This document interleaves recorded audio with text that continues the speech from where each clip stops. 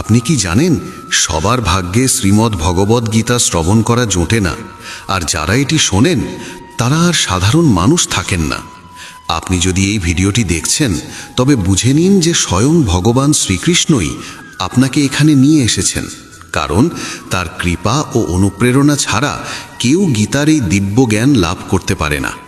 আমি পূর্ণ বিশ্বাসের সাথে বলতে পারি, যদি আপনি শান্ত মনে এই ভিডিওটি শেষ পর্যন্ত দেখেন ও শোনেন, তবে আপনার চিন্তাধারা বদলে যাবে, আপনার সমস্ত ভয় দূর হবে এবং জীবনের প্রতি আপনার দৃষ্টিভঙ্গি সম্পূর্ণ পরিবর্তিত হবে। এটি কোনো সাধারণ গল্প নয়, এটি এমন এক জ্ঞান যা কঠিন সময়েও সঠিক পথ দেখায়।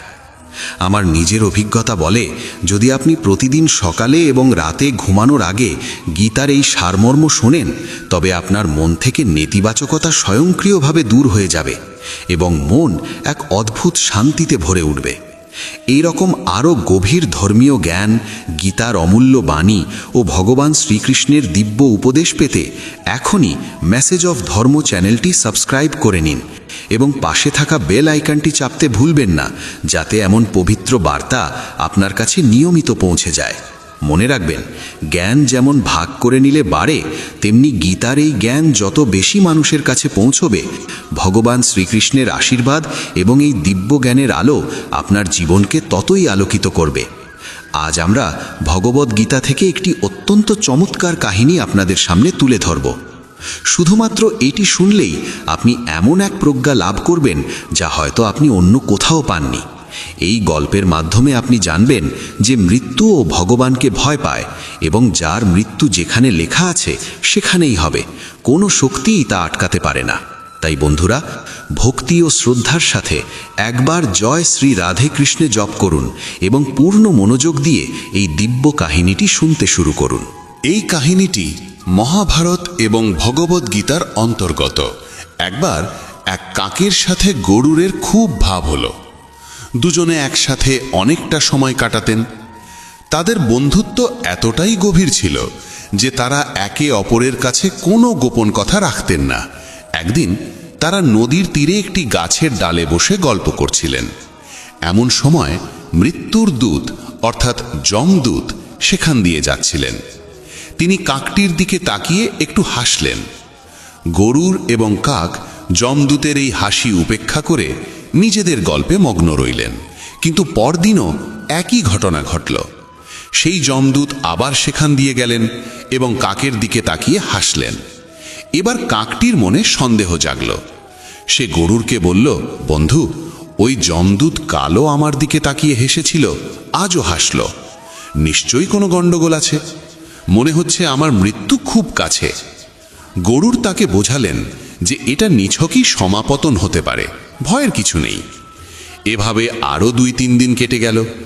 যমদূত প্রতিদিন কাকের দিকে তাকিয়ে হাসতে লাগলেন। এখন কাকটি নিশ্চিত হয়ে গেল যে তার মৃত্যু আসন্ন। সে গরুরকে বলল, বন্ধু, আমি মরতে চাই না, কিন্তু এই যমদূত নিশ্চয়ই আর 2-1 দিনের মধ্যে আমার প্রাণ কেড়ে নেবে। সে রোজ আমার দিকে তাকিয়ে হাসে। গরুরও ভাবলেন, কাকের সন্দেহ হয়তো ঠিক। তিনি কাককে সান্ত্বনা দিয়ে বললেন, বন্ধু, চিন্তা করো না, আমি তোমাকে এখান থেকে এত দূরে নিয়ে যাব যে তুমি এই যমদূতকে আর দেখতেই পাবে না। গরুর কাকটিকে নিজের পিঠে বসিয়ে হাজার হাজার কিলোমিটার দূরে কৈলাস পর্বতে নিয়ে গেলেন। দুজনেই ভাবলেন, এবার আর ভয়ের কিছু নেই। কিন্তু কৈলাস পর্বতের একটি গুহায় পৌঁছানো মাত্রই তারা দেখলেন যমদূত সেখানে আগে থেকেই উপস্থিত। কাকটিকে দেখা মাত্রই তিনি তার দিকে একটি যমপাস ছুঁড়ে দিলেন এবং মুহূর্তের মধ্যে কাকটির প্রাণ হরণ করলেন। গরুর অবাক হয়ে দাঁড়িয়ে রইলেন। তিনি যমদূতকে জিজ্ঞেস করলেন, আপনি ওকে মারলেন কেন? যমদূত উত্তর দিলেন, এই মুহূর্তে ওর মৃত্যু লেখা ছিল, তাই আমি ওর প্রাণ নিলাম। গরুর তখন জিজ্ঞেস করলেন, তাহলে আপনি ওই বনে ওর দিকে তাকিয়ে হাসছিলেন কেন? মারার হলে তো ওখানেই মারতে পারতেন। যমদূত উত্তর দিলেন, আসলে ওর মৃত্যু এই কৈলাস পর্বতেই লেখা ছিল, কিন্তু 4-5 দিন আগে ওকে ওই বনে দেখে আমি অবাক হয়ে ভাবছিলাম, এত অল্প সময়ে ও এখান পর্যন্ত পৌঁছাবে কি করে?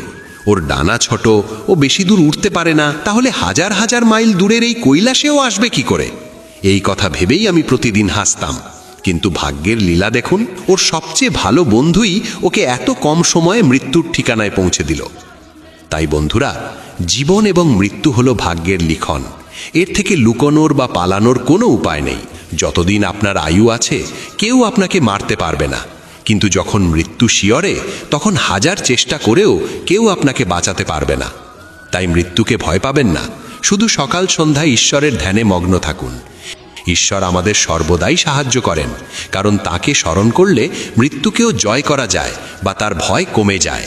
গীতা ও পুরাণে এই বিষয়ে একটি অত্যন্ত সুন্দর ও শিক্ষণীয় গল্প পাওয়া যায়। কনৌজ নগরে অজামিল নামে এক ব্রাহ্মণ বাস করতেন। তিনি ছিলেন শাস্ত্রজ্ঞ, বিনয়ী, সদাচারী এবং গুণী। তিনি ব্রহ্মচর্য পালন করতেন, সত্যবাদী ছিলেন এবং গুরু ও সাধুসন্তদের সেবা করতেন। একবার পিতার আদেশে তিনি বনে গিয়েছিলেন ফল, ফুল ও কুশ ঘাস সংগ্রহ করতে। ফেরার পথে তিনি দেখলেন এক মদ্যপ ব্যক্তি একটি গণিকার সাথে অশালীন অবস্থায় ঘুরে বেড়াচ্ছে। অজামিল তা দেখে নিজেকে সংবরণ করার চেষ্টা করলেন, কিন্তু কামবশের কাছে তার সংযম হার মানল। তিনি ধর্মপথ থেকে বিচ্যুত হলেন। সেই গণিকাকে খুশি করার জন্য তিনি তার পিতার সমস্ত সম্পদ ব্যয় করে ফেললেন এবং নিজের ধর্মপত্নীকে ত্যাগ করে ওই গণিকার সাথে বসবাস শুরু করলেন। দীর্ঘকাল ধরে তিনি অসুচি জীবন যাপন করতে লাগলেন এবং পরিবার চালানোর জন্য চুরি, জুয়া ও প্রতারণার পথ বেছে নিলেন। একবার কিছু সাধু তার গ্রামে এলেন। গ্রামের বাইরে কিছু লোকের কাছে তারা ব্রাহ্মণের বাড়ির খোঁজ চাইলেন। লোকেরা ঠাট্টা করে বলল, সাধু বাবা, আমাদের গ্রামে অজামিল নামে এক মহান ব্রাহ্মণ আছেন। তিনি এত বড় ভক্ত যে গ্রামের ভিতরে থাকেন না, গ্রামের বাইরে থাকেন। সাধুরা সরল মনে অজামিলের বাড়িতে গিয়ে ডাক দিলেন, ভক্ত অজামিল, দরজা খোলো। দরজা খোলার সাথে সাথে সাধুদের দেখে অজামিলের পুরনো সুকর্মের কথা মনে পড়ে গেল।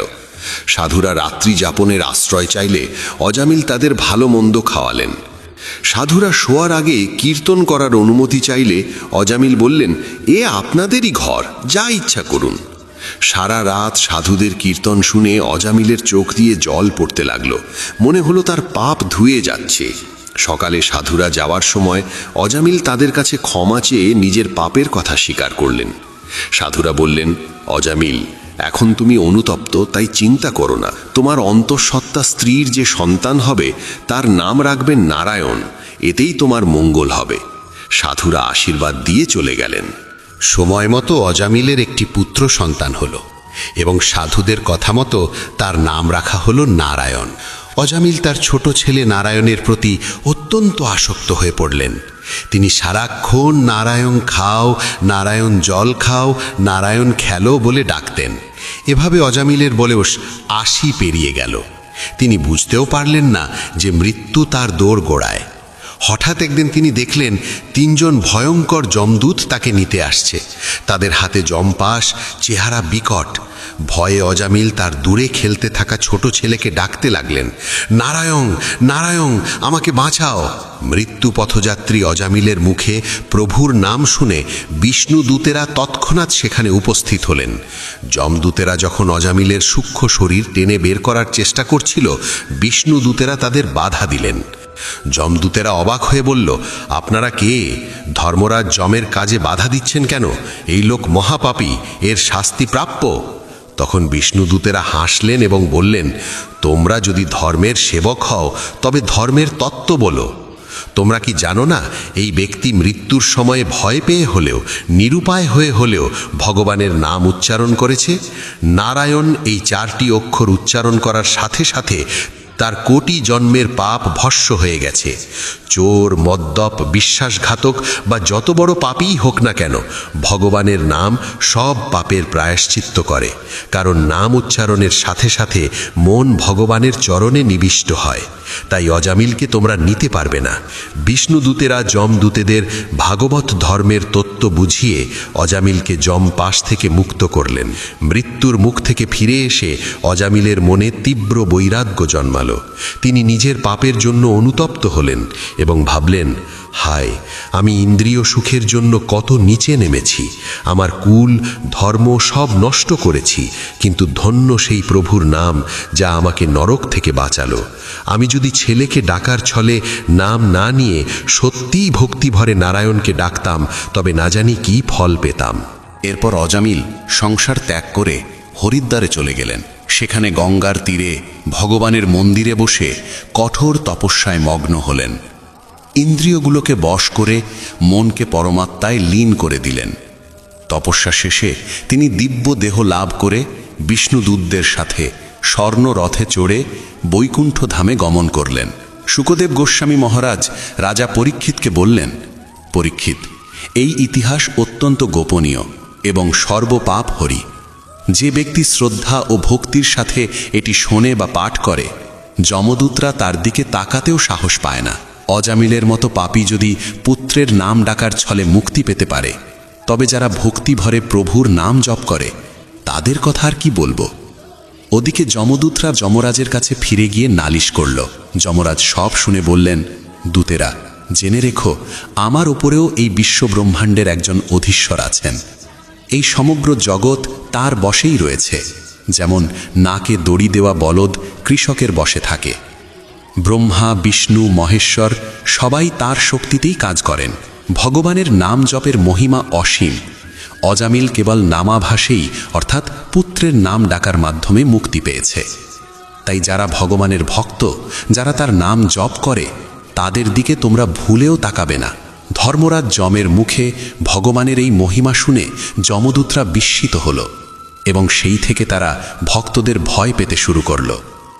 শ্রীকৃষ্ণ গীতায় বলেছেন, আমাদের কর্মের ফল আমাদের ভোগ করতেই হবে।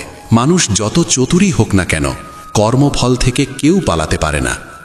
আপনি যদি জেনে বা অজান্তে ভালো কাজ করেন, তবে সেই পুণ্য আপনাকে কঠিন সময় রক্ষা করবে। আর যদি পাপ বা অন্যায় করেন, তবে তার শাস্তি আপনাকে পেতেই হবে। বলা হয়, পরমাত্মার সিসিটিভি ক্যামেরা সর্বত্র লাগানো আছে। প্রকৃতি বা পরমেশ্বর আমাদের প্রতিটি কাজের ওপর সর্বক্ষণ নজর রাখছেন। মাঝে মাঝে আমাদের মনে প্রশ্ন জাগে, এই পৃথিবীতে পাওয়া অসম্ভব কি? ধন, যশ, খ্যাতি বা ভালোবাসা, এগুলো কি অসম্ভব? না, অসম্ভব হলো নিজের ভুল বা দোষ স্বীকার করা। মানুষ সহজে নিজের ভুল মানতে চায় না, কিন্তু যে ব্যক্তি নিজের ভুল স্বীকার করে এবং তা সংশোধন করার চেষ্টা করে, তার উন্নতির পথে কোনো বাধা থাকে না। তাই আত্মবিশ্বাসী হন, ভুল না করার চেষ্টা করুন, আর ভুল হলে তা স্বীকার করে শুধরে নিন। জীবন আনন্দে ভরে উঠবে। শ্রীকৃষ্ণ বলেছেন, আমরা পুতুলের মতো এই পৃথিবীতে আসি এবং চলে যাই। আমাদের আসা বা যাওয়ার সময় নির্দিষ্ট নয়। শ্রীকৃষ্ণের কথায় মানুষ ধূলিকণা দিয়ে তৈরি এবং শেষমেশ ধূলিকণাতেই মিশে যায়। তাই লোভ করা উচিত নয়। মানুষ সঙ্গে কিছুই আনে না, কিছুই নিয়েও যায় না। সারা জীবন অন্যের জন্য খেটে মরে, আর মৃত্যুর পর সব অন্যের জন্যই রেখে যায়। তাই লোভ ত্যাগ করে পুণ্যের পথে চলাই শ্রেয়। শ্রীকৃষ্ণ আরও বলেন, জগতের সমস্যা হলো মানুষ অন্যের জীবন দেখে ভাবে তারা কত সুখে আছে, আর নিজের জীবন নিয়ে শুধুই অভিযোগ করে। কিন্তু মনে রাখবেন, প্রত্যেকের জীবনেই কোনো না কোনো সমস্যা আছে। অন্যের দিকে তাকানো বন্ধ করে নিজের কর্মে মনোযোগ দিন, কারণ কর্ম ভালো হলে সব ভালো হবে। অহেতুক দুশ্চিন্তা না করে ধৈর্য ধরুন। যা হওয়ার তা হবেই, তা আমাদের নিয়ন্ত্রণে নেই। আমাদের নিয়ন্ত্রণে আছে কেবল আমাদের কর্ম। জীবন গঠনে চিন্তা এবং কর্ম উভয়ই গুরুত্বপূর্ণ। শুধু ভাবলে কাজ হবে না, আবার না ভেবে কাজ করলেও হবে না। গাছ কাটতে হলে যেমন কুঠারের ঘাস সঠিক জায়গায় দিতে হয়, তেমনি চিন্তা ও কর্মের সঠিক সমন্বয়েই সাফল্য আসে। ভগবান শ্রীকৃষ্ণ বলেছেন, আত্মা অমর, দেহ নশ্বর, বালির মতো যা একদিন মাটিতে মিশে যাবে। কিন্তু আত্মাকে কেউ হত্যা করতে পারে না, আগুনের দহন করতে পারে না, জল ভেজাতে পারে না। শ্রীকৃষ্ণ আরও বলেছেন, তুমি তোমার জীবনের রচয়িতা। তুমি যেমন বীজ বুনবে তেমনই ফল পাবে। কঠোর পরিশ্রমের মাধ্যমেই তুমি তোমার কাঙ্ক্ষিত লক্ষ্যে পৌঁছতে পারো। অনেকেই বড় কিছু হওয়ার স্বপ্ন দেখে, কিন্তু পরিশ্রম করে না, তাই তারা কিছুই পায় না। নিজের জীবনের কারিগর নিজেই হন। জীবনে চলার পথে পাথর আসবেই, কখনো অপমান, কখনো ব্যর্থতা, কখনো বা নিন্দার পাথর। পৃথিবী আপনাকে পাথর মারবে, কিন্তু আপনি সেই পাথর দিয়ে নিজের জন্য ব্যথার পাহাড় বানাবেন, নাকি সাফল্যের সেতু, তা আপনার হাতে। নিন্দাকে ভয় পাবেন না, নিন্দুককে নিজের হিতাকাঙ্ক্ষী মনে করে নিজেকে শোধরানোর কাজে লাগান। মহাভারতের একটি ঘটনা দিয়ে শেষ করি। গুরু দ্রোণাচার্য পাণ্ডব ও কৌরবদের ধনুর্বিদ্যা শেখাচ্ছিলেন। একদিন তিনি তাদের পরীক্ষা নেওয়ার জন্য বনে নিয়ে গেলেন। একটি গাছের ডালে তিনি একটি নকল পাখি ঝুলিয়ে দিলেন এবং সবাইকে বললেন, তোমাদের লক্ষ্য হলো ওই পাখির চোখ। প্রথমে যুধিষ্ঠির এলেন। গুরু দ্রোণ জিজ্ঞেস করলেন, তুমি কি দেখছ? যুধিষ্ঠির বললেন, আমি গাছ, পাতা, পাখি, আপনাকে সবই দেখছি। গুরু দ্রোণ তাকে বললেন, তুমি এখনো প্রস্তুত নও, সরে দাঁড়াও। এরপর ভীম এলেন। তিনিও আকাশ, মাটি, গাছ সব দেখার কথা বললেন। তাকেও সরিয়ে দেওয়া হলো। একে একে কৌরবদেরও একই দশা হলো। শেষে অর্জুন এলেন। গুরুদ্রোণ তাকেও একই প্রশ্ন করলেন, অর্জুন তুমি কি দেখছ? অর্জুন তীক্ষ্ণ দৃষ্টিতে তাকিয়ে বললেন, গুরুদেব আমি শুধুমাত্র পাখিটির চোখ দেখতে পাচ্ছি, আর কিচ্ছু না। গুরুদ্রোণ খুশি হয়ে বললেন, তীর চালাও। অর্জুনের তীর সোজা গিয়ে পাখির চোখে বিঁধল। এ থেকে আমরা শিখি, সফল হতে হলে লক্ষ্যের প্রতি অবিচল মনোযোগ থাকতে হয়। ভগবান শ্রীকৃষ্ণ বারবার গীতায় বলেছেন, যে ব্যক্তি সত্য জ্ঞান অর্জন করে সে পরম সিদ্ধি লাভ করে, জন্ম মৃত্যুর চক্র থেকে মুক্ত হয় এবং আর মৃত্যুলোকের বন্ধনে আবদ্ধ থাকে না। যখন ভগবান নিজেই এই কথাটি এতবার বলেছেন, তখন নিঃসন্দেহে এটি জীবনের এক গভীরতম সত্য। এই জ্ঞানের মহিমা বোঝাতে গিয়ে ভগবান শ্রীকৃষ্ণ বলেন, হে অর্জুন, এই জ্ঞানে স্থিত হলে মানুষ আমারই মতো স্বভাব লাভ করে। সে আর সৃষ্টির শুরুতে পুনর্জন্ম লাভ করে না, আবার প্রলয়ের সময়েও কোনো ব্যাকুলতায় আক্রান্ত হয় না। এই প্রকৃতিকেই মাতৃজনী হিসাবে জানতে হবে। ভগবান বলেন, হে ভরতবংশীয়, জল, অগ্নি, বায়ু, পৃথিবী, আকাশ, মন, বুদ্ধি ও অহংকার, এই 8 উপাদানে গঠিত আমার জড় প্রকৃতিই সমস্ত সৃষ্টির জননী, আর আমি ব্রহ্মরূপে চেতন বীজ প্রতিষ্ঠা করি। জড় ও চেতনের এই মিলন থেকেই সমস্ত চর ও অচর প্রাণীর জন্ম হয়। ভাবলে বুঝবে, আমাদের থেকে যদি চেতনা কেড়ে নেওয়া হয়, আমরা নিস্তেজ হয়ে যাব। জীবিত ও মৃতের মধ্যে পার্থক্য একমাত্র এই চেতনারই। ভগবান শ্রীকৃষ্ণ বলেন, সমস্ত প্রাণীকে ধারণকারী এই জড় প্রকৃতিই মা, আর আত্মারূপী বীজ প্রতিষ্ঠাকারী ব্রহ্ম, অর্থাৎ স্বয়ং কৃষ্ণই পিতা। দেহ প্রাণহীন হলে তা কেবল জড়বস্তু, আর দেহে প্রাণ আসে তখনই যখন তাতে আত্মার প্রবেশ ঘটে। সেই আত্মা দান করেন ভগবান নিজেই। তাই তিনি বলেন, হে অর্জুন, নানা প্রকার যোনিতে যত দেহধারী প্রাণী জন্মগ্রহণ করে, প্রকৃতি তাদের গর্ভধারিণী মা এবং আমি বীজদাতা পিতা। এরপর ভগবান বোঝাচ্ছেন কিভাবে চেতন আত্মা জড় প্রকৃতির সঙ্গে বন্ধনে আবদ্ধ হয়। প্রকৃতির গুণ 3টি, সত্ত্বগুণ, রজগুণ ও তমগুণ। এই 3 গুণই ভৌতিক প্রকৃতি থেকে উৎপন্ন এবং এদের কারণেই অবিনাশী আত্মা নশ্বর দেহের সঙ্গে আবদ্ধ হয়ে পড়ে। দেহ নষ্ট হয়, কিন্তু আত্মার বিনাশ নেই। এই হলো আত্মা ও দেহের সম্পর্ক। এই 3 গুণই আসলে আত্মার জন্য এক এক ধরনের বন্ধন। সত্ত্বগুণও বন্ধন বটে, কিন্তু তা অন্য গুণের তুলনায় বিশুদ্ধ হওয়ায় জীবকে পাপ থেকে মুক্ত করে এবং আত্মাকে আলোকিত করে। আত্মা আমাদের মধ্যেই বিরাজমান, কিন্তু অজ্ঞানতার কারণে আমরা তাকে উপলব্ধি করতে পারি না। সত্ত্বগুণ আমাদের অজ্ঞানতা দূর করে নিজের আত্মার সঙ্গে আমাদের পরিচয় করিয়ে দেয়। তবে যেহেতু সত্ত্বগুণও এক ধরনের বন্ধন, তাই এই গুণের প্রভাবে মানুষ সুখ ও জ্ঞানের অহংকারে আবদ্ধ হয়ে পড়ে। রজগুণ সম্পর্কে ভগবান বলেন, হে কুন্তিপুত্র, কামনা ও লোভ থেকেই রজগুণের উৎপত্তি। ইচ্ছা ও আকাঙ্ক্ষার কারণেই মানুষের মধ্যে এই গুণ সক্রিয় হয় এবং এর ফলে জীব সাকাম কর্মে আবদ্ধ হয়, অর্থাৎ কর্ম করার সময় ফলের প্রত্যাশা করা। রজগুণই আমাদের এই ফলের বন্ধনে বেঁধে রাখে।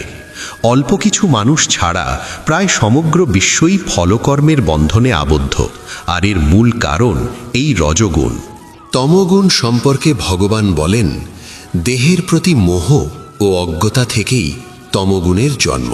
এই গুণের প্রভাবে জীব উদাসীনতা, আলস্য ও নিদ্রায় আচ্ছন্ন হয়। তমগুণ থেকেই আসে অচেতনতা ও অবিবেচনা। এই 3 গুণই বন্ধন। সত্ত্বগুণ মানুষকে সুখ ও সত্য অনুসন্ধানের পথে নিয়ে যায়। রজগুণ মানুষকে ফলের আকাঙ্ক্ষা সহ কর্মে আবদ্ধ করে, আর তমগুণ মানুষের জ্ঞানকে আচ্ছন্ন করে তাকে অবিবেক ও প্রমাদের দিকে ঠেলে দেয়। প্রমাদ মানে এমন অবস্থা যেখানে মানুষ নেশাগ্রস্ত বা উন্মত্তের মতো আচরণ করে। ভগবান শ্রীকৃষ্ণ বলেন, হে ভরতবংশীয় অর্জুন, যখন রজগুণ ও তমগুণ হ্রাস পায় তখন সত্ত্বগুণ বৃদ্ধি পায়। আবার সত্ত্বগুণ ও রজগুণ কমলে তমগুণ বাড়ে, এবং তমগুণ ও সত্ত্বগুণ কমলে রজগুণ প্রবল হয়। প্রত্যেক গুণই অন্য দুই গুণকে দমন করে নিজেকে প্রাধান্য দিতে চায়। তাই যখনই তুমি কিছু ভাবছো, কিছু করছো বা করতে যাচ্ছ, তখন নিজেকে প্রশ্ন করতে পারো, এই মুহূর্তে কোন গুণটি আমার উপর প্রভাব বিস্তার করছে। এই গুণ চেনার উপায় বোঝাতে গিয়ে ভগবান বলেন, যখন দেহের 9টি দ্বারে জ্ঞানের আলো প্রকাশ পেতে শুরু করে তখন বুঝতে হবে সত্ত্বগুণ প্রবল হয়েছে। আমাদের দেহের এই 9টি দ্বার হল 2টি চোখ, 2টি কান, 2টি নাসারন্ধ্র, মুখ, গুদা ও উপস্থ। এই দ্বারগুলোর মাধ্যমেই আমরা বহির্জগতের সঙ্গে যুক্ত হই।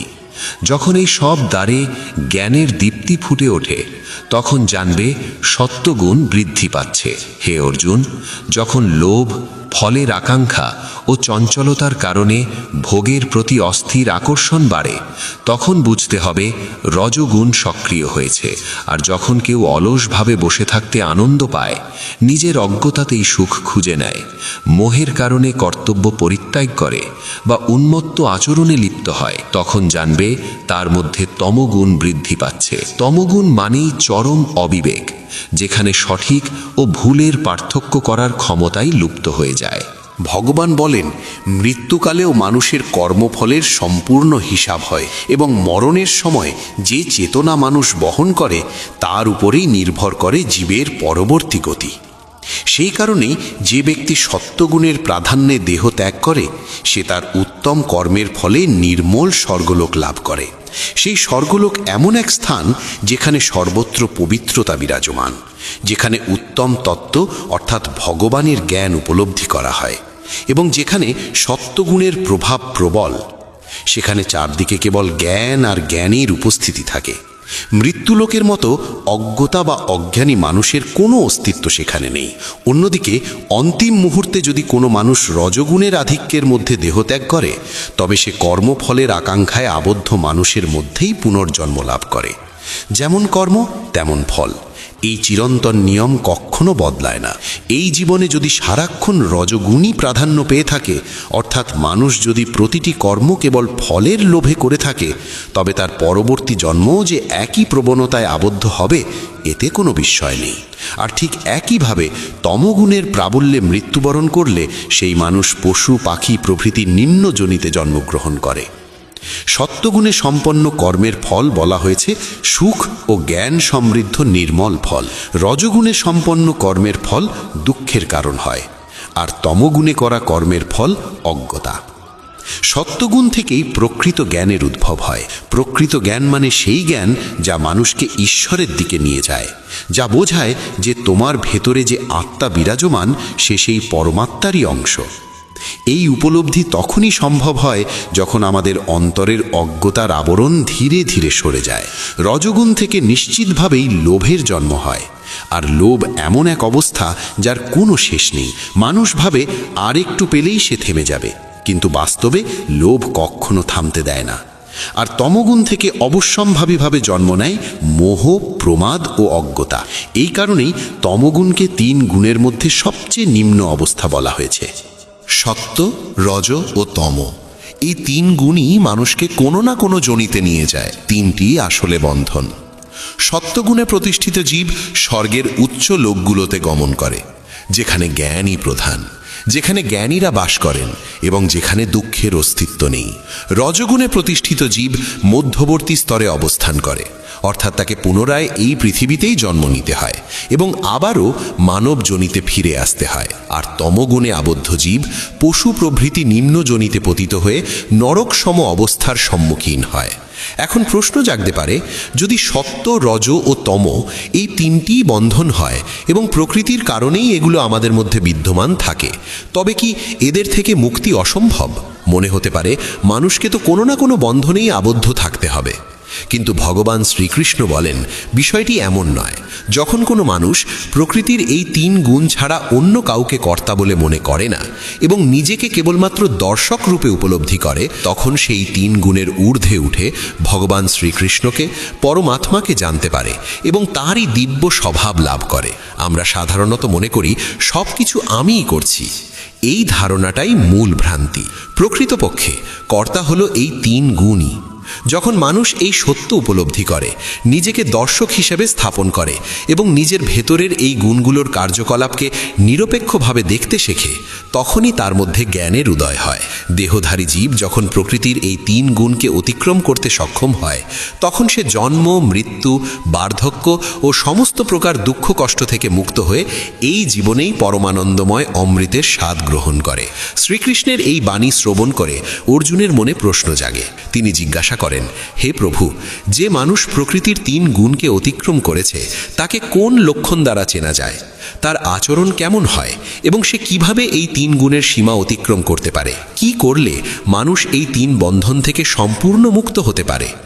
ভগবান শ্রীকৃষ্ণ উত্তরে বলেন, যে মানুষ সত্যগুণ, রজগুণ ও তমগুণের উদয় হলেও কখনো তাদের প্রতি ঘৃণা পোষণ করে না এবং সমভাব বজায় রেখে না তো তাদের দিকে আকৃষ্ট হয়, নাই বা সেগুলো থেকে পালিয়ে যেতে চায়, সেই মানুষই এই বন্ধন থেকে মুক্ত হতে পারে।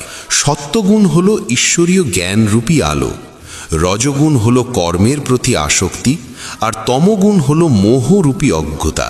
যে ব্যক্তি এই তিনটির কোনোটিকেই ঘৃণা করে না, তাদের প্রতি বিদ্বেষ পোষণ করে না, আবার অতিরিক্ত আসক্ত হয়েও তাতে নিজেকে জড়িয়ে ফেলে না, সেই ব্যক্তি এই গুণগুলোকে চিনে নিয়ে তাদের বন্ধন থেকে মুক্ত হয়। লক্ষ্য হলো গুণগুলোকে চিনে নেওয়া, ঘৃণা করা নয়।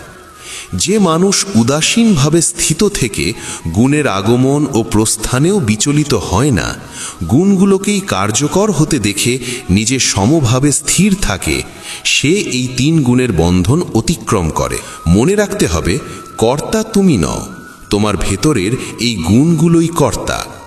একজন নির্লিপ্ত দর্শকের মতো তোমাকে এদের সাক্ষী হতে হবে, না এদের প্রতি আসক্ত হতে হবে, না এদের প্রতি ঘৃণা পোষণ করতে হবে। যে মানুষ সুখ ও দুঃখে সমানভাবে স্থিত থাকে, আত্মভাবেই প্রতিষ্ঠিত থাকে, যার কাছে মাটি, পাথর ও সোনা সমান, যার কাছে কেউ অতিরিক্ত প্রিয় বা অপ্রিয় নয়, যে নিন্দা ও স্তুতিতে নিজের ধৈর্য হারায় না, সেই মানুষ প্রকৃতির এই তিন গুণের বন্ধন থেকে মুক্ত হয়ে যায়। প্রকৃতির সত্য, রজ ও তম এই তিন গুণ অতিক্রম করা সহজ নয়। অর্জুন জানতে চেয়েছিলেন, যে ব্যক্তি এগুলো অতিক্রম করে তার লক্ষণ কি? সেই প্রশ্নের উত্তরে শ্রীকৃষ্ণ বলেন, যে মানুষ মান ও অপমানকে সমানভাবে গ্রহণ করে, বন্ধু ও শত্রুর প্রতিও সমভাব রাখে এবং সমস্ত কর্ম সম্পন্ন করেও নিজের মধ্যে কর্তার ভাব রাখে না, সেই মানুষকে গুণাতীত বলা হয়। যে ব্যক্তি সমস্ত পরিস্থিতিতেই অবিচল থেকে একান্তভাবে শ্রীকৃষ্ণের ভক্তিতে স্থির থাকে, সেই ভক্ত অতি দ্রুত প্রকৃতির তিন গুণ অতিক্রম করে ব্রহ্মপদে প্রতিষ্ঠিত হয়। তখন ভগবান শ্রীকৃষ্ণ নিজেকে প্রকাশ করে বলেন, হে অর্জুন, সেই অবিনাশী ব্রহ্মপদের একমাত্র আশ্রয় আমি নিজেই। আমি অমৃত স্বরূপ, শাশ্বত, ধর্মস্বরূপ এবং পরমানন্দ স্বরূপ। এইভাবেই উপনিষদ সম ব্রহ্মবিদ্যা ও যোগশাস্ত্ররূপ শ্রীমদ্ ভগবদ্ গীতার শ্রীকৃষ্ণ অর্জুন সংলাপে গুণত্রয় বিভাগ যোগ নামক 14 অধ্যায় সমাপ্ত হয়। বন্ধুগণ, শ্রীমদ্ ভগবদ্ গীতার 14 অধ্যায় আমরা জেনেছিলাম কিভাবে আমাদের স্বভাব ওই সমগ্র জগৎ প্রকৃতির তিনটি গুণে বিভক্ত। একই সঙ্গে এটাও বুঝেছিলাম কোন পথে চললে এই তিন গুণের বন্ধন ছিন্ন করা সম্ভব। আর 15 অধ্যায়ে এসে ভগবান আমাদের বোঝান এই সংসার আসলে এক গভীর মায়াজাল। কিভাবে আমরা এতে জড়িয়ে পড়ি, কিভাবে এই বিভ্রমে আটকে যাই এবং কিভাবে সেই মায়া ও জটিলতা ভেদ করে নিজের প্রকৃত লক্ষ্যে পৌঁছানো যায়। তাই চলুন শ্রবণ করি শ্রীমদ্ ভগবদ্ গীতার 15 অধ্যায়। শ্রীমদ্ভগবদ্গীতার ৫ম অধ্যায়ের নাম পুরুষোত্তম যোগ। এখানে ভগবান শ্রীকৃষ্ণ বলেন, আমাদের এই সংসার এক অবিনাশী বৃক্ষের মতো, যার কখনো বিনাশ হয় না, যা কখনো শেষ হয় না, কখনো শুকিয়ে যায় না, কখনো মরে না। এই বৃক্ষের মূল রয়েছে ওপরের দিকে, আর শাখা প্রশাখা বিস্তৃত হয়েছে নিচের দিকে।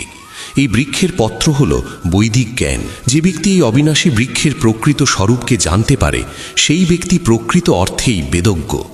এই বৃক্ষের মূল ওপরের দিকে থাকার অর্থ হল এর আসল উৎস ঊর্ধ্বে, অর্থাৎ পরমাত্মার মধ্যে, আর শাখা নিচের দিকে বিস্তৃত হওয়া মানে হল প্রকৃতির নিচে অবস্থিত। উপরে পরমাত্মা, নিচে প্রকৃতি।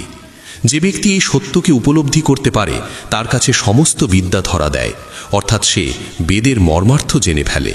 আর যেই সত্য উপলব্ধি করতে পারে না, তার জন্য জন্ম মৃত্যুর চক্র অনন্তকাল ধরে চলতেই থাকে। এই কারণেই এই সংসাররূপী বৃক্ষ অবিনাশী। এই বৃক্ষের অসংখ্য শাখাকে বিভিন্ন যোনি হিসাবে বোঝা যেতে পারে। আমরা যে সকল প্রাণী বিভিন্ন যোনিতে বিভক্ত হয়ে রয়েছি, তারা সবাই এই বৃক্ষের শাখার মতো। এই শাখাগুলি কখনো নিচে, কখনো ওপরে, সব দিকেই বিস্তৃত। প্রকৃতির ৩ গুণের প্রভাবে এই শাখাগুলি ক্রমাগত বৃদ্ধি পায়। এই বৃক্ষে যে নতুন পাতা জন্মায়, সেগুলো হলো আমাদের ইন্দ্রিয়ের বিষয়বস্তু। আর যে শিকড়গুলি নিচের দিকে ছড়িয়ে পড়ে, সেগুলোই আসলে বন্ধনের প্রতীক। ফলের আকাঙ্ক্ষায় যারা কর্ম করে, অর্থাৎ সাকাম কর্মে লিপ্ত থাকে, তারাই এই শিকড়ের মধ্যেই আবদ্ধ হয়ে পড়ে। এই সংসাররূপী বৃক্ষের প্রকৃত স্বরূপ এই জগতে বসে উপলব্ধি করা সহজ নয়, কারণ এর না আছে কোনো শুরু, না আছে কোনো শেষ, না আছে কোনো দৃশ্যমান ভিত্তি। অত্যন্ত দৃঢ়ভাবে দাঁড়িয়ে থাকা এই বৃক্ষকে কেবল বৈরাগ্যরূপী তীক্ষ্ণ অস্ত্র দিয়েই ছেদন করা সম্ভব। অর্থাৎ প্রকৃতির ৩ গুণের প্রভাব থেকে নিজেকে মুক্ত করতে পারলেই এই বৃক্ষের আসল স্বরূপ উপলব্ধি করা যায়। এই বৈরাগ্যরূপী অস্ত্র দিয়ে বৃক্ষটি ছেদন করার পর মানুষের উচিত সেই পরম পদের সন্ধান করা, যে পথে গেলে আর কখনোই সংসারে ফিরে আসতে হয় না। ভগবান শ্রীকৃষ্ণ বলেন, হে অর্জুন, তখন মানুষের উচিত সেই পরমাত্মার শরণাগত হওয়া, যার থেকেই এই আদি অন্তহীন সংসাররূপী বৃক্ষের উৎপত্তি ও বিস্তার। যতক্ষণ না এই সংসাররূপী বৃক্ষ ছেদন হয়, ততক্ষণ ভগবানের পথে অগ্রসর হওয়া সম্ভব নয়। এই বৃক্ষ কিভাবে ছেদন হয় তা ব্যাখ্যা করতে গিয়ে ভগবান বলেন, যে ব্যক্তি মান, সম্মান ও মোহ থেকে মুক্ত, যে সংসারাসক্ত মানুষের সঙ্গ ত্যাগ করেছে, যে সদা পরমাত্মার চেতনায় স্থিত, যার সমস্ত কামনা বাসনা সম্পূর্ণরূপে নিঃশেষ হয়ে গেছে এবং যার কাছে সুখ দুঃখের ভেদ আর নেই, সেই মোহমুক্ত মানুষই অবিনাশী পরম পদ লাভ করে। ভগবান শ্রীকৃষ্ণ এখানে সংসাররূপী বৃক্ষ ছেদন করে পরম ধামে পৌঁছনোর কথা বলছেন। তাহলে এই পরম ধাম কি? সূর্য সমগ্র ব্রহ্মাণ্ডকে আলোকিত করে, কিন্তু সেই পরম ধামকে না সূর্য আলোকিত করতে পারে, না চন্দ্র, না অগ্নি। সেই পরম ধাম এমন এক গন্তব্য, যেখানে পৌঁছে আর কোনো মানুষ এই সংসারে ফিরে আসে না। সেটিই ভগবান শ্রীকৃষ্ণের পরম ধাম। বন্ধুগণ, প্রকৃতিতে যখন ব্রহ্মের অংশ প্রবেশ করে, তখনই জীবের জন্ম হয়। এই কথাটি ব্যাখ্যা করে ভগবান বলেন, হে অর্জুন, এই সংসারের প্রতিটি দেহে অবস্থানকারী জীবাত্মা আমারই সনাতন অংশ। আপনি যে সমস্ত জীবিত প্রাণীকে দেখেন, তাদের সকলের মধ্যেই ভগবান শ্রীকৃষ্ণের অংশ বিদ্যমান। প্রতিটি প্রাণীর মধ্যেই ব্রহ্ম বিরাজমান। এই সব প্রাণী মন সহ 6টি ইন্দ্রিয়ের মাধ্যমে প্রকৃতির অধীন হয়ে কর্ম করে। প্রকৃতি যেভাবে আমাদের দিয়ে কাজ করায়, আমরা সেভাবেই কাজ করি। প্রকৃতিই কর্তা, আমরা নই। এই কারণেই যখন আমরা ভগবানের পরম ধাম লাভের পথে অগ্রসর হই, তখন আমাদের অন্তরের ব্রহ্ম সেই মহাব্রহ্মের সঙ্গে একীভূত হয়ে যায়, যার সে অংশ। আর তাই সে আর কখনো পৃথিবীতে ফিরে আসে না। যতদিন দেহে প্রাণ আছে, ততদিন আত্মা দেহের মধ্যে অবস্থান করে। দেহের সময় শেষ হলে আত্মাকে অন্য দেহ গ্রহণ করতে হয়। কিন্তু কোন ভিত্তিতে এই নতুন দেহ লাভ হয়? ভগবান শ্রীকৃষ্ণ বলেন, 6 ইন্দ্রিয়ের মাধ্যমে করা কর্মের যে সংস্কার সৃষ্টি হয়, সেই সংস্কার নিয়েই আত্মা এক দেহ ত্যাগ করে অন্য দেহে প্রবেশ করে। ঠিক যেমন বাতাস এক স্থান থেকে গন্ধ গ্রহণ করে অন্য স্থানে নিয়ে যায়, তেমনি আত্মা সংস্কার বহন করে নিয়ে যায়। আমরা যা করি, যা ভাবি, সব কিছুরই হিসাব রাখা হয়। মৃত্যুকালে এই হিসাবই পরবর্তী জীবনের সংস্কার হয়ে আত্মার সঙ্গে চলে যায়। তাই যা কিছু করা হয়, খুব ভেবেচিন্তে করা উচিত, কারণ ভগবানের নিয়মের বাইরে কেউই নয়। একটি দেহের জীবন শেষ হলে সেই দেহ মাটিতে মিশে যায়, কিন্তু আত্মা পূর্বজন্মের সংস্কার নিয়ে নতুন দেহ ধারণ করে। তারপর সেই নতুন দেহে আবার একই প্রক্রিয়া চলতে থাকে। এইভাবে অন্য দেহে অবস্থান করে জীবাত্মা কান, চোখ, ত্বক, জিহ্বা, নাক ও মনের সাহায্যে বিষয় ভোগ করতে থাকে এবং আবার শোনা, দেখা, খাওয়ার মতো ক্রিয়াকলাপে লিপ্ত হয়ে নতুন কর্ম ও নতুন হিসাব গড়ে তোলে। এই কারণেই প্রয়োজন যেন আত্মা দেহ ত্যাগ করে সরাসরি ব্রহ্মের সঙ্গে মিলিত হয় এবং জন্ম মৃত্যুর চক্র থেকে মুক্তি লাভ করে। জীবাত্মা এক দেহ থেকে অন্য দেহে পূর্ব সংস্কার নিয়ে আসা যাওয়া করে। এই সত্য কেবল তারাই উপলব্ধি করতে পারেন যারা জ্ঞান অর্জন করেছেন, যারা জানেন আত্মা কিভাবে দেহ ত্যাগ করে এবং কিভাবে প্রকৃতির গুণের অধীনে থেকে বিষয় ভোগ করে। অজ্ঞ মানুষ এই সূক্ষ্ম প্রক্রিয়া কখনোই দেখতে পায় না। কেবল তারাই দেখতে পায় যাদের চোখ জ্ঞানের আলোয় উদ্ভাসিত হয়েছে। যারা গীতা কিংবা ভগবানের জ্ঞানকে বিরক্তিকর বলে অবহেলা করে তাদের সঙ্গ এড়িয়ে চলাই শ্রেয়। আমাদের অন্তরে যে চেতন সত্তা বিরাজমান তাকেই জীবাত্মা বলা হয়। এই জীবাত্মার আগমন ও প্রস্থানের ধারাবাহিক প্রবাহেই সংসারের গতি অব্যাহত থাকে। যখন আত্মা দেহের সমস্ত বন্ধন থেকে সম্পূর্ণরূপে মুক্ত হয়ে যায় তখন সে পুনরায় ব্রহ্মের সঙ্গে একীভূত হয়। আর এই মুক্তির একমাত্র পথ হল যোগ।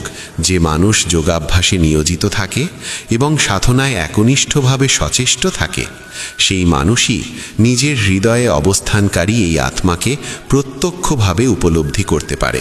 কিন্তু যারা যোগাভ্যাসে প্রবৃত্ত নয় সেই অজ্ঞ মানুষ বহু চেষ্টা করেও এই আত্মার প্রকৃত স্বরূপ উপলব্ধি করতে পারে না। যেমন সূর্যের আলোতেই আমাদের পৃথিবীর জীবনধারা সচল থাকে, সেই আলো ও তাপের প্রভাবে জল বাষ্পীভূত হয়, বৃষ্টি নামে, ক্ষেত খামার সবুজে ভরে ওঠে। ঠিক তেমনি ভগবানের চেতনার আলোতেই মানুষের জীবন সার্থকতা ও অর্থে পরিপূর্ণ হয়ে ওঠে। আমাদের শরীর বেঁচে থাকে অন্নের শক্তিতেই, আর সেই অন্নের কারণেই প্রাণ ধারণ সম্ভব হয়। ভগবান শ্রীকৃষ্ণ বলেন, হে অর্জুন, যে আলো সূর্যের মধ্যে অবস্থান করে এবং যার দ্বারা সমগ্র জগৎ আলোকিত হয়, যে আলো চন্দ্রের মধ্যে বিরাজমান এবং যে আলো অগ্নির মধ্যে প্রকাশিত হয়, এই সমস্ত আলোকে তুমি আমার থেকেই উদ্ভূত বলে জানবে। আমরা সকলেই ভগবান শ্রীকৃষ্ণের সংকল্পেরই ফল। তার ঐশ্বর্য ও শক্তির কারণেই সমস্ত প্রাণীর দেহে শ্বাস প্রশ্বাসের আগমন ও প্রস্থান ঘটে।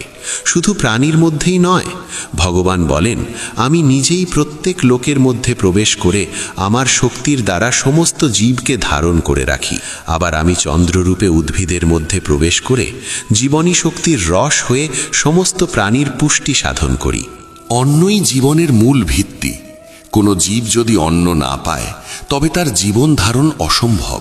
শাস্ত্রে অন্নকে 4 প্রকারে বর্ণনা করা হয়েছে। যা চিবিয়ে খাওয়া হয়, যা পান করা হয়, যা চেটে গ্রহণ করা হয় এবং যা চুষে নেওয়া হয়। ভগবান শ্রীকৃষ্ণ বলেন, আমি নিজেই সমস্ত জীবের দেহে পাচক অগ্নিরূপে অবস্থান করি। প্রাণবায়ু ও অপান বায়ুকে সমভাবে নিয়ন্ত্রণ করে আমি এই 4 প্রকার অন্নকে হজম করাই। আমাদের অন্তরে যে আত্মা বিরাজমান, সেই আত্মাও ভগবান শ্রীকৃষ্ণ স্বয়ং। জ্ঞান লাভ হোক বা না হোক, স্মৃতি জাগ্রত থাকুক বা লুপ্ত হোক, সবই শ্রীকৃষ্ণের ইচ্ছা ও শক্তির দ্বারাই সংঘটিত হয়। ভগবান শ্রীকৃষ্ণ বলেন, আমি সকল জীবের হৃদয়ে আত্মারূপে অবস্থান করি। আমার থেকেই জীবের স্মৃতি, বিস্মৃতি এবং জ্ঞান জন্ম নেয়। আমি সকল বেদের দ্বারা জানবার যোগ্য। আমার থেকেই সমস্ত বেদের উৎপত্তি এবং আমি সমস্ত বেদের প্রকৃত জ্ঞাতা। সাধারণভাবে মনে করা হয় এই সংসারে জন্ম নেওয়া প্রতিটি জীবের একদিন মৃত্যু অবশ্যম্ভাবী। কিন্তু ভগবান শ্রীকৃষ্ণ বলেন, হে অর্জুন, এই সত্য সম্পূর্ণ নয়। সংসারে 2 প্রকার সত্তা আছে, একটি ক্ষর আর একটি অক্ষর। সমস্ত জীবের দেহ ক্ষণস্থায়ী ও নশ্বর, কিন্তু জীবের আত্মা অবিনাশী। ভগবান ক্ষর ও অক্ষর এই 2 ধরনের সত্তার কথা ব্যাখ্যা করে বলেন, ক্ষর হলো যা নষ্ট হয়ে যায়, আর অক্ষর হলো সেই আত্মা যা কখনো নষ্ট হয় না, যা চিরন্তন।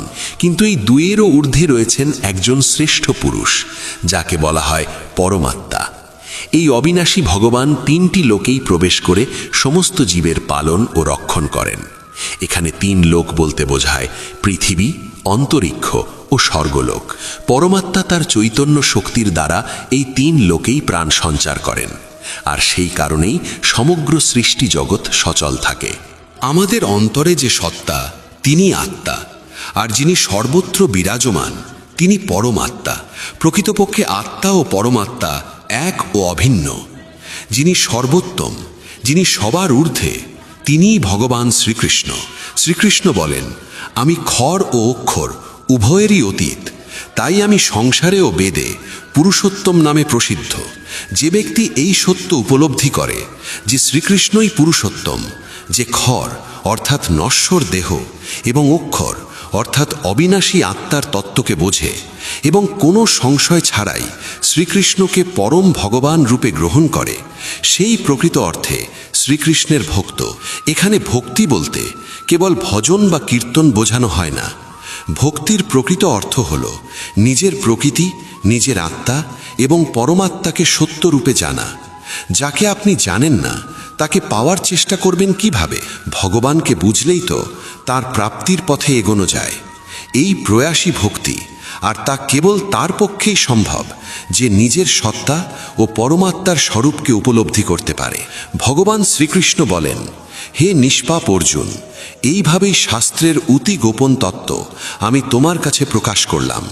হে ভরতবংশীয়, যে ব্যক্তি এই পরম জ্ঞানকে এইভাবেই হৃদয় দিয়ে গ্রহণ ও উপলব্ধি করে, সে সত্যিকারের জ্ঞানী হয়ে ওঠে। তার সমস্ত সাধনা সফল হয় এবং শেষ পর্যন্ত সে আমার পরম ধাম লাভ করে। এইভাবেই উপনিষদ, ব্রহ্মবিদ্যা ও যোগশাস্ত্র রূপ শ্রীমদ্ ভগবদ্ গীতার শ্রীকৃষ্ণ অর্জুন সংলাপে পুরুষোত্তম যোগ নামক ৫ম ও ত্রয়োদশ অধ্যায় ও সম্পূর্ণ হল। বন্ধুগণ, যদি আপনাদের এই উপস্থাপনাটি ভালো লেগে থাকে তবে মন্তব্যে জয় শ্রী রাধে কৃষ্ণ লিখে জানাবেন এবং এমনই অনুপ্রেরণামূলক ভাবগম্ভীর ভিডিও পেতে আমাদের চ্যানেলটি সাবস্ক্রাইব করে রাখবেন। জয় শ্রী রাধে কৃষ্ণ। শ্রীকৃষ্ণ বলেন, পরিস্থিতি যাই হোক না কেন অভিযোগ করার পরিবর্তে কৃতজ্ঞ থাকুন। জীবন সবসময় বদলাতে থাকে, আর কখনো কখনো একটি সিদ্ধান্তের মূল্য অনেক বেশি হয়। চোখের সমুদ্র থেকে ঝরে পড়া মুক্তগুলো অমূল্য হয়, কিন্তু দুনিয়া সেগুলোরও দাম লাগিয়ে দেয়। পরিবর্তনে ভয় পাওয়া আর সংঘর্ষে ঘাবড়ে যাওয়া মানুষের সবচেয়ে বড় কাপুরুষতা। জীবনের সবচেয়ে বড় শিক্ষক হলো সময়। সময় যা শেখায় তা আর কেউ শেখাতে পারে না। একবার যদি বিশ্বাস ভেঙে যায় তবে তা আর জোড়া লাগে না। যা চোখের জলের কারণ হয় তা কখনো আমাদের হতে পারে না। দুনিয়া বদলাতে থাকে, চরিত্র বদলায়, পরিস্থিতি বদলায়, আর যখন ইচ্ছা পূরণ হয় না তখন মানুষ ভগবানকেও বদলে ফেলে। জীবনে ধোঁকা খাওয়াটাও জরুরি, কারণ বাবা মা আমাদের হাঁটতে শেখান, কিন্তু সতর্ক থাকতে আমাদের নিজেদেরই শিখতে হয়। স্বর্গে সব কিছু আছে কিন্তু মৃত্যু নেই। গীতায় সব কিছু আছে কিন্তু মিথ্যে নেই।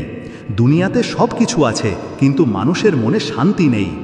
আমার কাছে সব কিছু আছে কিন্তু ধৈর্য নেই। আমি না তো খুশি কিনতে পারি, না দুঃখ বেচতে পারি, তবুও প্রতিদিন রোজগার করতে যাই। বৃষ্টিতে স্নান করা সহজ, কিন্তু আমরা প্রতিদিন স্নান করার জন্য বৃষ্টির ওপর নির্ভর করতে পারি না। কখনো ভয় পেয়ে কোনো সিদ্ধান্ত নেবেন না, আর একবার সিদ্ধান্ত নেওয়ার পর ভয় পাবেন না। সমস্যা না থাকলে মানুষ কখনো খুশির দাম বোঝে না। কোনো বন্ধু জন্ম থেকে হয় না, কোনো শত্রুও জন্ম থেকে হয় না। তারা আমাদের অহংকার, শক্তি আর ব্যবহার থেকে তৈরি হয়। মহাভারত এই কথার প্রমাণ যে যখন আপনজনেরা সীমা অতিক্রম করে তখন তাদের বিরুদ্ধে অস্ত্র তোলাও ধর্ম হয়ে দাঁড়ায়। প্রতি বছর দিওয়ালির আগে একজন ভাঙাড়িওয়ালা আসা উচিত, যে শুধু জিনিসপত্রই নয়, মন এবং পুরনো স্মৃতিগুলোও পরিষ্কার করে দেবে। ঠিকানা সঠিক ছিল কিন্তু মানুষ বদলে গেছে, এটাই দুনিয়ার সত্যি। কিছু মানুষ আমাদের ছুঁয়ে দিয়ে বদলে যায়, আর কিছুর সাথে দেখা হয়ে গোটা জীবনটাই বদলে যায়। একা থাকা ভুল মানুষের সাথে থাকার চেয়ে অনেক ভালো। কষ্ট খুব সস্তা, সবাই এটা বিনামূল্যে বিলিয়ে দেয়। শান্ত থাকুন, সঠিক সময় আসবে। ভগবানকে ধন্যবাদ জানান যে তিনি আপনাকে দুঃখ সহ্যকারীদের মধ্যে রেখেছেন, দুঃখ প্রদানকারীদের মধ্যে নয়। নিজের অধিকারের জন্য নির্লজ্জ হন, কারণ পৃথিবীতে লাজুক লোকেরাই সবচেয়ে বেশি ঠকে। বইয়ের অনুরাগী হন, জীবনে কখনো হোঁচট খাবেন না। নিজের স্বপ্ন নিজে পূরণ করুন, অন্য কাউকে জিজ্ঞাসা করে নয়। ভাগ্য লিফটের মতো, যে কোনো সময় থেমে যেতে পারে, কিন্তু পরিশ্রম সিঁড়ির মতো, যা সব সময় ওপরে নিয়ে যায়। যে ব্যক্তি এগিয়ে যায় সে কারো ক্ষতি করে না, কিন্তু যে অন্যকে নিচে ফেলে সে কখনো এগোতে পারে না। ভুল করতে ভয় পাবেন না, চেষ্টা করতে থাকুন। এই দুনিয়ায় কোনো শক্তি আপনাকে আটকাতে পারবে না, শুধু আপনার নিজের আলস্য ছাড়া। আপনার কাছে দুটিই বিকল্প আছে, হয় অজুহাত দেখান অথবা নিজের স্বপ্নের পিছু ধাবা করুন। যখন সাহস ভাঙতে শুরু করে তখন মনে রাখবেন, পরিশ্রম ছাড়া সিংহাসন পাওয়া যায় না। যদি আপনার মধ্যে জেদ আর পরিশ্রমের আগুন থাকে, তাহলে লোকের টিটকিরি একদিন প্রশংসায় বদলে যাবে। সব সময় বড় স্বপ্ন দেখুন, যদি চাঁদ নাও পান তাতে কি হয়েছে, আকাশ পর্যন্ত তো পৌঁছাবেন। অহংকার করবেন না, ভাগ্য যে কোনো সময় বদলে যেতে পারে। আয়না সব সময় একই থাকে, শুধু ছবিটা বদলাতে থাকে। আশা আর বিশ্বাসের একটা ছোট বীজও খুশির বড় ফলের চেয়ে বেশি শক্তিশালী হয়। দুনিয়াটা অদ্ভুত, এটা অসফল লোকেদের নিয়ে মজা করে আর সফল লোকেদের দেখে হিংসা করে। দুর্বল হবেন না, যে কেউ আপনাকে ভেঙে ফেলতে পারে, বরং এতটাই শক্তিশালী হন যে আপনাকে ভাঙার চেষ্টা করবে সে নিজেই যেন ভেঙে যায়। দিন রাত নিজের কাজকে ভালোবাসুন। যারা বড় কাজ করে তারা শুরুতে সাধারণ হয় না। যা আপনাকে আটকাচ্ছে তা হলো আপনার নিজের চিন্তা। এই দুনিয়ায় সব কিছু সম্ভব, শুধু নিজের ওপর বিশ্বাস রাখুন।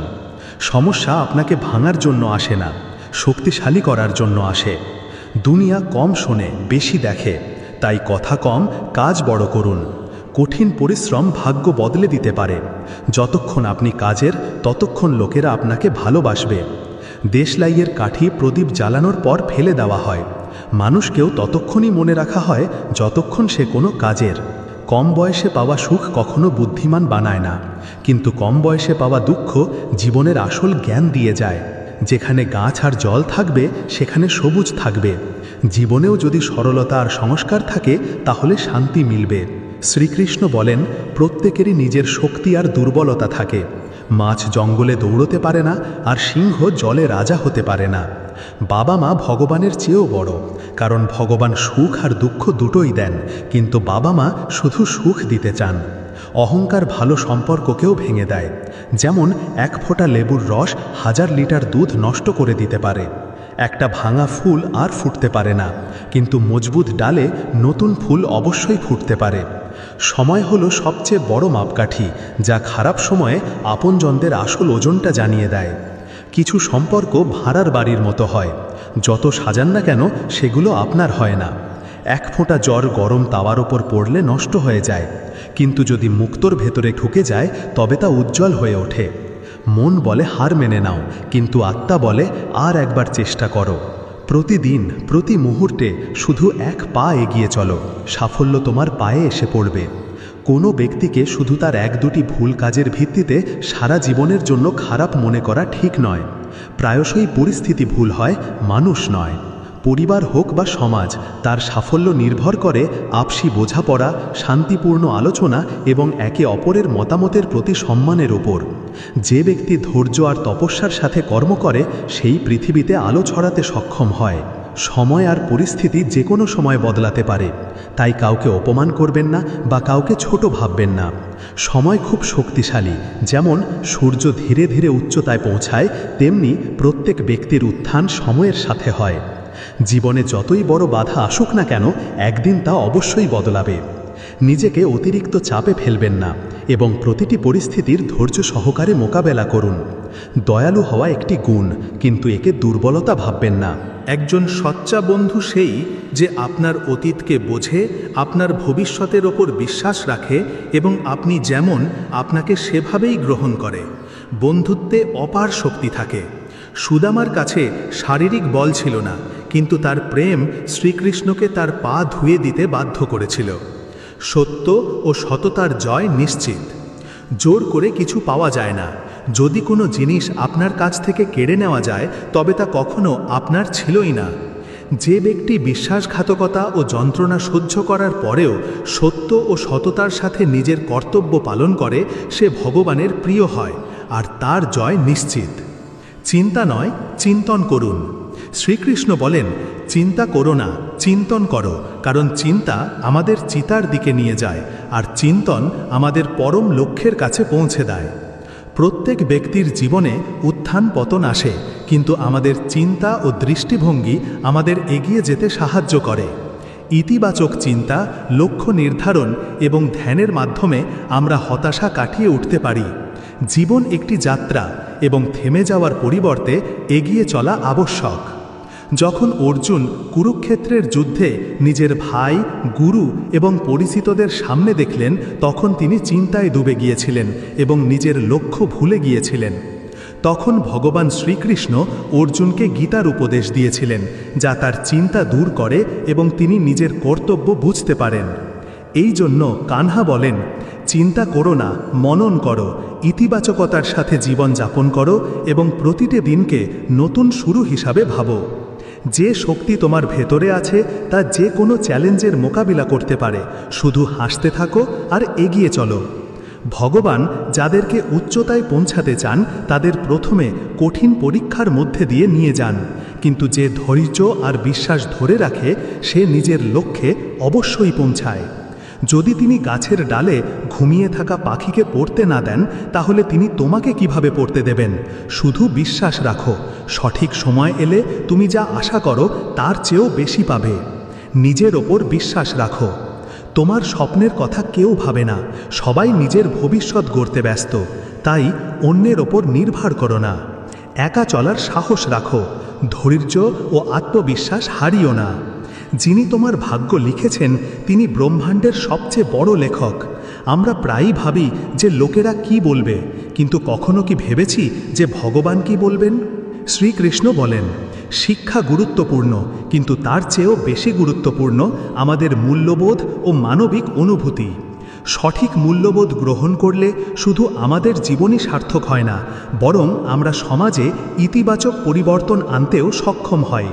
তাই নিজের মূল্যবোধকে সম্মান করো এবং সেগুলোকে অগ্রাধিকার দাও। শ্রীকৃষ্ণ বলেন, ধৈর্য ধরো, সময় প্রত্যেকের জীবন বদলে দেয়। প্রতিটি পরিস্থিতির জন্য একটি নির্দিষ্ট সময় থাকে। যা আজ কঠিন মনে হচ্ছে কাল তা সহজ হয়ে যাবে। যা আজ বেদনাদায়ক মনে হচ্ছে কাল তা খুশির কারণ হতে পারে। এটা সম্ভব, কিন্তু এটা তখনই সম্ভব যখন তুমি নিজের মনকে স্থির ও ধৈর্যশীল রাখবে। নিজের কর্ম করে যাও। সময় সব সময় এক রকম থাকে না, এটি বদলাতে থাকে, এবং যারা এই পরিবর্তনকে বোঝে তারাই সত্যিকারের শান্তি পায়। যখন জীবনে কঠিন সময় আসে তখন মানুষ প্রায়ই অধৈর্য হয়ে পড়ে। সে মনে করে যে এটাই তার স্থায়ী অবস্থা, কিন্তু তা নয়। রাতের পর দিন আসে আর বৃষ্টির পর বসন্ত ফেরে, ঠিক সেভাবেই সৎ খারাপ সময়ও কেটে যায়। তারা সঙ্গে ভালো সময় নিয়ে আসে, কিন্তু এই পরিবর্তন দেখার জন্য ধৈর্য রাখা জরুরি।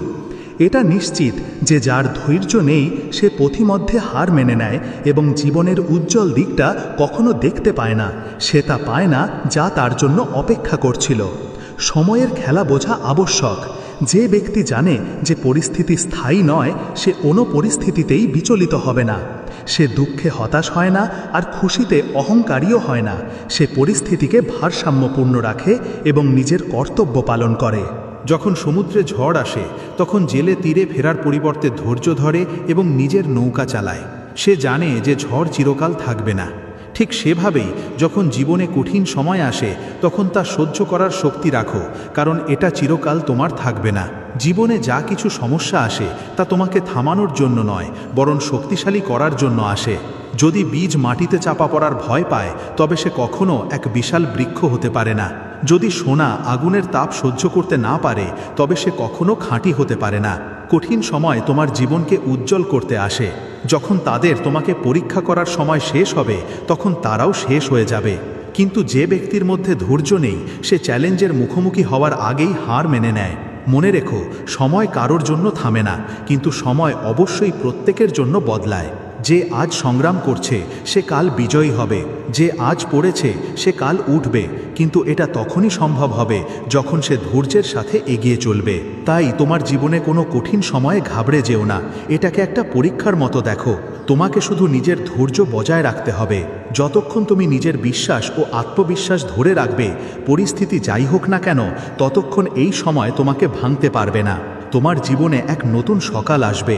শ্রীকৃষ্ণ বলেন, যেই তার কাছে আসে কেবল সেই সত্যিকারের বিজয় লাভ করে যার হৃদয়ে ধৈর্য থাকে। সে জীবনের প্রতিটি পরিস্থিতিতে সফল হয়। প্রতিটি কষ্টই অস্থায়ী, এটি শুধু একটি পরীক্ষা। যেমন সূর্য ডোবার পর আবার ওঠে, যেমন দিন হয়, ঠিক তেমনি কঠিন সময়ও কেটে যায় এবং এক নতুন সকাল আসে। তাই কখনো বিচলিত হইও না, চিন্তা করো না, শুধু নিজের কর্মের ওপর মনোযোগ দাও। যখন পরিস্থিতি প্রতিকূল হয় তখন মানুষ প্রায়ই হতাশ হয়ে পড়ে, কিন্তু যে এই পরিবর্তনের নিয়ম মানে সে বোঝে যে তাকে প্রতিটি পরিস্থিতিতে শান্ত থাকতে হবে। মনের স্থিরতা সবচেয়ে বড় শক্তি এবং এটাই তোমাকে প্রতিটি বাধা অতিক্রম করতে সাহায্য করবে। সময়ের স্বভাবই হলো বদলানো। যা আজ কঠিন মনে হচ্ছে কাল তা সহজ হয়ে যাবে। যখন মানুষ কষ্টে থাকে তখন সে মনে করে যে এই কষ্ট কখনো শেষ হবে না, কিন্তু এটা শুধু একটা ভ্রম। এই দুনিয়ায় কিছুই স্থায়ী নয়, না সুখ আর না দুঃখ। যে এই সত্য বোঝে সে কোনো পরিস্থিতিতেই বিচলিত হয় না।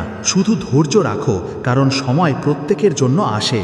যে ব্যক্তি নিজের কর্তব্য পালন করে, যে কেউ সততার সাথে নিজের জন্য কাজ করে, তার জন্য কষ্ট চিরকাল থাকে না। প্রতি রাতের পর, প্রতি সংগ্রামের পর সাফল্যের সকাল আসে, কিন্তু এটা তখনই সম্ভব যখন তুমি নিজের চিন্তাকে স্থির রাখবে এবং ধৈর্য ধরবে।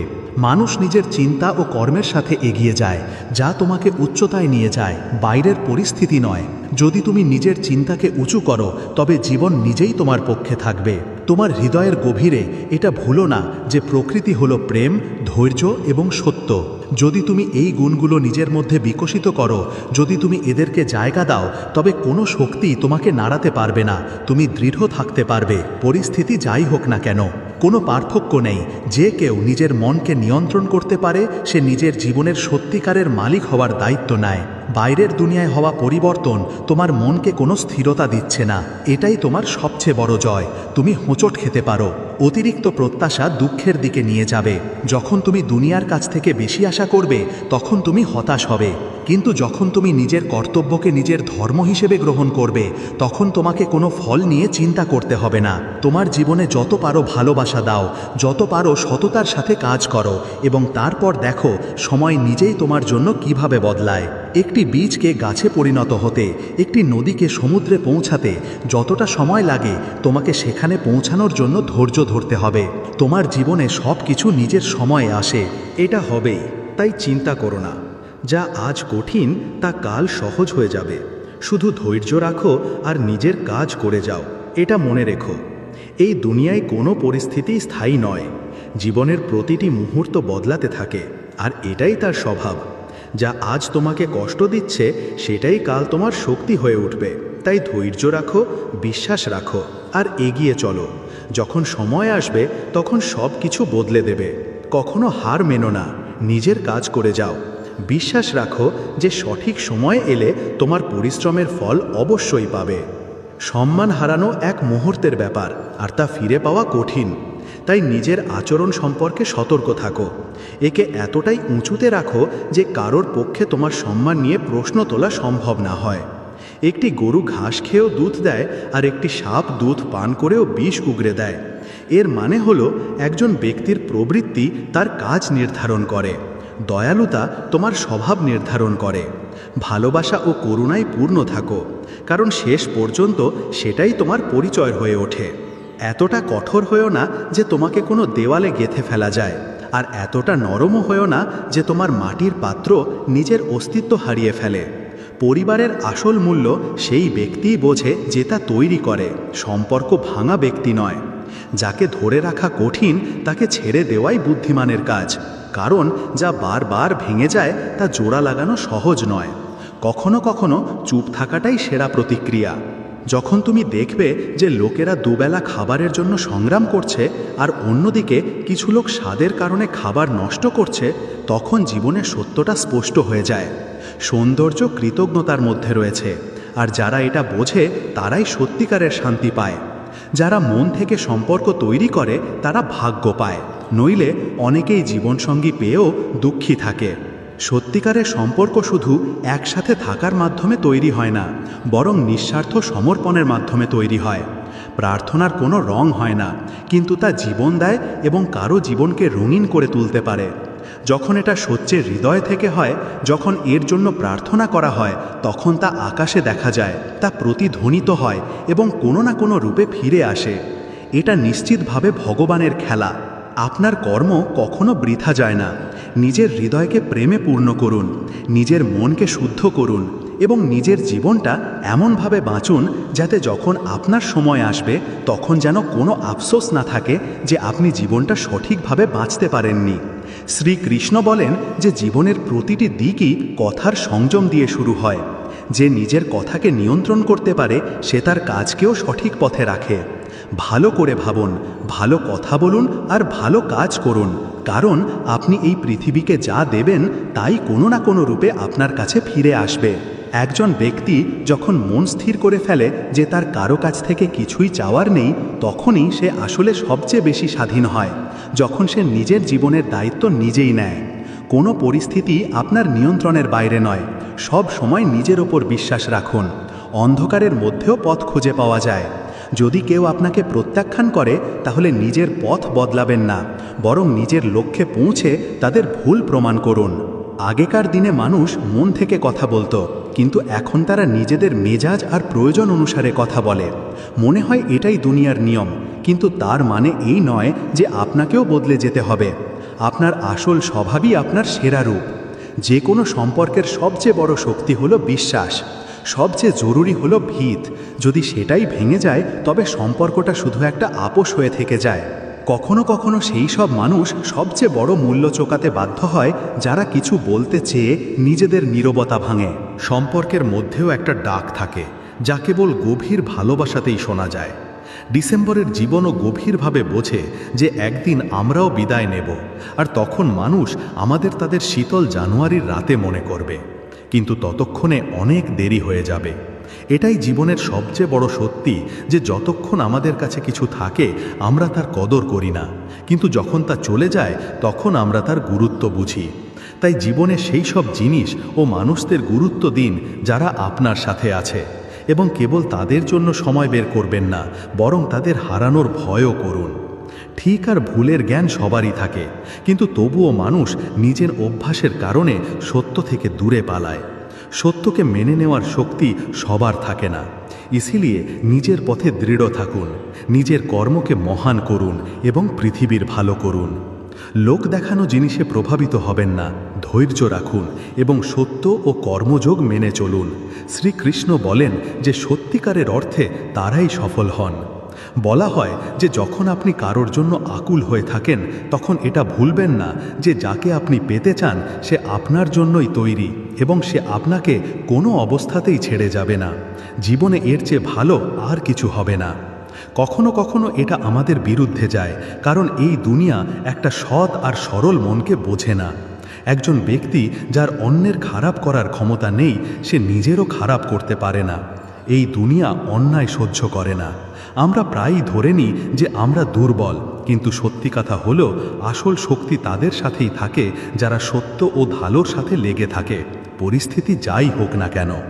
আমি ভাবতাম যে আমার সম্পর্কগুলো খুব মজবুত, কিন্তু যখন আমি পেছন ফিরে তাকালাম তখন আমার সাথে কেউ ছিল না। এটাই জীবনের সবচেয়ে কঠিন সত্যি যে আপনার দুঃখে আপনার সাথে কোনো সম্পর্ক ছিল না। কে সবচেয়ে বেশি আশা করে তাতে কিছু যায় আসে না। আশা প্রায়ই জীবনে তামাশা হয়ে দাঁড়ায়। তাই নিজের জীবনকে কেবল আশার ওপর ভিত্তি করে গড়বেন না। নিজেকে এতটা সক্ষম বানান যাতে আপনার নির্ভর করার প্রয়োজন না পড়ে। আপনি টাকা না দিয়েও নিজে থেকে সব কিছু উপার্জন করতে পারেন, আর যখন আপনার পা টলতে শুরু করবে তখন কারো সামনে হাত পাতার দরকার হবে না। প্রকৃতি কোনো না কোনো সাহায্য পাঠায়, এটাই জীবনের সত্যি। তাই প্রতিটি পরিস্থিতিতে হাসতে থাকুন এবং নিজের লক্ষ্যের দিকে এগিয়ে যান। যতক্ষণ না আপনি আপনার লক্ষ্যে পৌঁছাচ্ছেন চেষ্টা চালিয়ে যান, কারণ চেষ্টাই সাফল্যের পথ তৈরি করে। একজন মা তার ঘামে ভিজে যান আর একজন বাবা রোদে পুড়ে যান যাতে তাদের সন্তান ভালোবাসায় বড় হতে পারে। তাই সে যেন তার বাবা মায়ের ত্যাগ বোঝে এবং তাদের সম্মান করে। সৌন্দর্য কেবল একটি দৃষ্টিভঙ্গি। কেউ কাদাতেও পদ্ম দেখতে পায়, আর কেউ চাঁদের মতো জীবনে কেবল ডাক খুঁজে বেড়ায়।